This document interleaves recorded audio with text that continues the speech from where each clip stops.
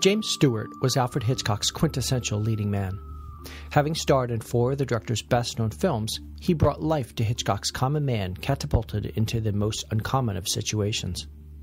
In 1948's Rope, Stewart becomes engaged in a battle of wits as a pair of killers attempt to get away with a perfect murder, and it's up to Stewart, their former schoolteacher, to prove there is no such thing.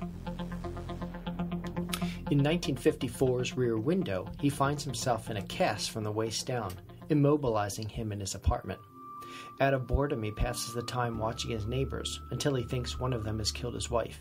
Then a cat-and-mouse thriller begins, with Stewart trying to prove he's right and not become the killer's next victim.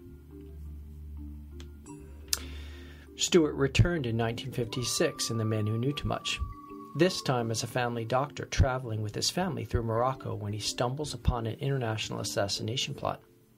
With his family in jeopardy, he struggles to save his son and stop the villains from realizing their evil plot. Lastly, Vertigo in 1958. Stewart is set up to be the witness to a suicide that's actually a murder. As a retired San Francisco detective, he becomes obsessed with the dead wife of an old friend and discovers that things are not always what they seem. Alfred Hitchcock and Jimmy Stewart remained friends after the completion of Vertigo. After the success of Psycho, Hitchcock began looking for his next project. Multiple film projects had the director's attention in 1961 and 62. He would spread out the outlines of the stories across his desk and consider each as he tried to hone in on the one with the most promise. One film that held promise was an original story called The Blind Man, an idea that was perfect for bringing Jimmy Stewart back to the big screen. In mid-summer 1960, Hitchcock met with Ernest Lehman about an original story for a film called The Blind Man. It would star Jimmy Stewart, who would be paid a percentage of the film's profits, and was interested in the idea of working with Hitchcock again. Ernest Lehman's original concept for the screenplay was a simple one. A blind man, played by Stewart, regains his eyesight after receiving the eyes of a dead man. However, all is not what it seems when the man begins to have strange memories and disturbing feelings toward a man he meets who proves to be the murderer of his doctor. As the story developed, Lehman fleshed out Stewart's character as a famous blind jazz pianist named Jimmy Shearing, who agrees to a new radical procedure to obtain an eye transplant. The operation turns out to be a success. However, it comes with some strange side effects. His new eyes happen to be those of a murdered man, and captured on the retina of his new eyes are images of the murderer. The jazz man, along with help of a nurse and a love interest named Jenny, begin a cat-and-mouse chase to track down the killer, hopefully before someone else becomes his next victim. Lehman signed a contract in December 1960 to craft the story for a Hitchcock film. The main character was to be based on the life of musician George Shearing. Born in London in 1919, Shearing was congenitally blind and had little formal musical education, but he developed his skills by playing piano in a neighborhood pub.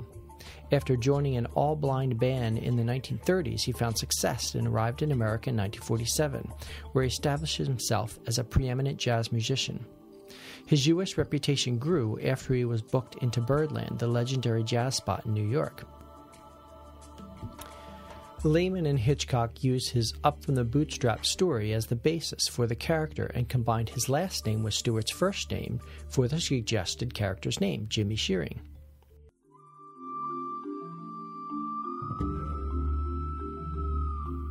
Hitchcock envisioned several key scenes he planned to storyboard out. One scene was a cat-and-mouse chase aboard an ocean liner, the RMS Queen Mary. Another takes place in Covent Garden, where Hitchcock wanted opera singer Maria Callas to witness a murder while on stage singing. Callas's high note in the song would become a scream in which the audience would applaud, according to Lehman. The story ends in the villain's death, but not before tossing acid in Jimmy's face, blinding him for life as he winds up just where he started.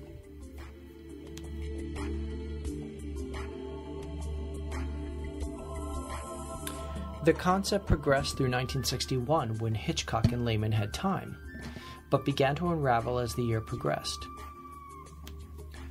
One key scene was to have taken place at Disneyland, and it became one of the big moments in Hitchcock's vision for the film.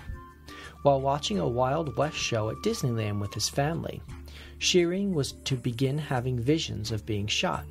The emotional scene would cause him to discover that through the dead man's eyes he was witnessing his murder. The image of the dead man's killer was still imprinted on the retina of his new eyes. The killer would then have to kill Shearing to avoid being caught. The climactic scene became impossible when Walt Disney refused to allow Hitchcock to shoot any location footage at Disneyland. After the release of Psycho, Walt Disney reportedly called the film disgusting and wouldn't let his children watch Psycho. He also didn't feel his family theme park would be an appropriate backdrop for the likes of an Alfred Hitchcock film. After Stewart backed out of the project because of other commitments, the lead character was simply referred to as a David Niven type, but Hitchcock began to lose interest in the concept. Lehman continued to struggle with the script, reportedly unable to solve some of the key plot angles, and eventually arrived at Hitchcock's office one afternoon announcing that he was quitting the project. Hitchcock was furious and reportedly vowed to never work with Lehman again. Without a capable writer, and an unwillingness of Walt Disney to give Hitchcock the perfect location for a story, the director canceled his plans for the film, and The Blind Man was never completed. Hitchcock did, however, call on Walt Disney for magic for his next film.